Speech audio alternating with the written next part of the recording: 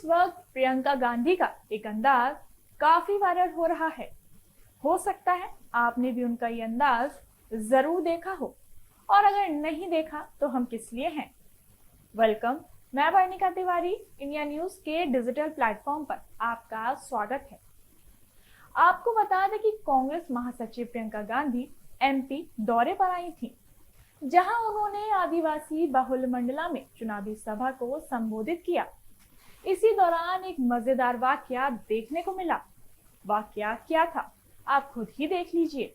मंडला जबलपुर की जो सड़क है 10 साल से बन रही है। 10 साल से पहले 4 लेन की बन रही थी, अब 2 लेन की बन रही है, लेकिन 10 सालों में बना नहीं पाए। वही मैं कह रही, ढंग से नहीं बनी है। आप आ जाइए ना मंच पे।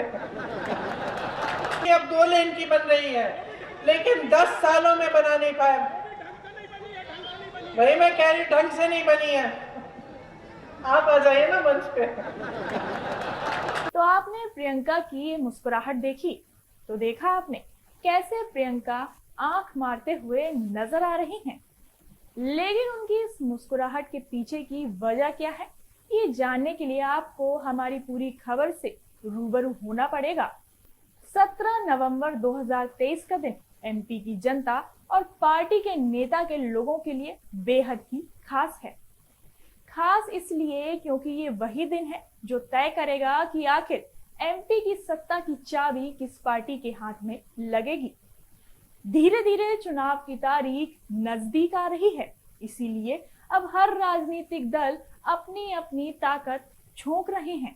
एक और है बीजेपी, जो अपने किले को बचाने की जुगत में लगी हुई है, तो वहीं दूसरी ओर है कांग्रेस, जो फिर से साल 2018 वाले चमत्कार को दोहराने की कोशिश में जुटी हुई है।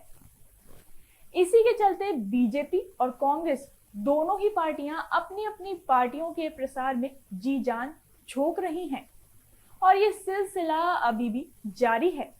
इसी सिलसिले के चलते प्रियंका मंडला पहुंची, जहां पर उन्होंने बीजेपी पर तंज कसा और उन्होंने शिवराज सरकार का नाम लिए बिना ही ये कहा कि 225 महीनों की सरकार में 250 घोटाले हुए हैं।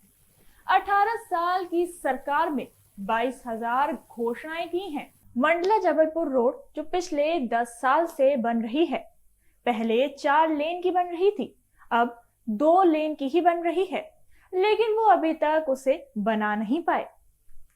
प्रियंका अपनी ये बात पूरी कर पाती कि उसी वक्त वहां मौजूद एक लड़का उत्साह के साथ चिल्लाया और बोल पड़ा कि वो भी ढंग से नहीं बनी।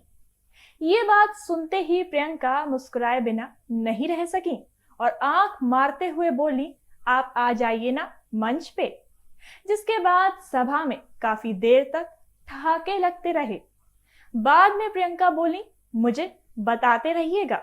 मंडला जबलपुर की जो सड़क है 10 साल से बन रही है। 10 साल से पहले 4 लेन की बन रही थी, अब 2 लेन की बन रही है, लेकिन 10 सालों में बना नहीं पाए। वही मैं कह रही, ढंग से नहीं बनी है। आप आ जाइए ना मंच पे।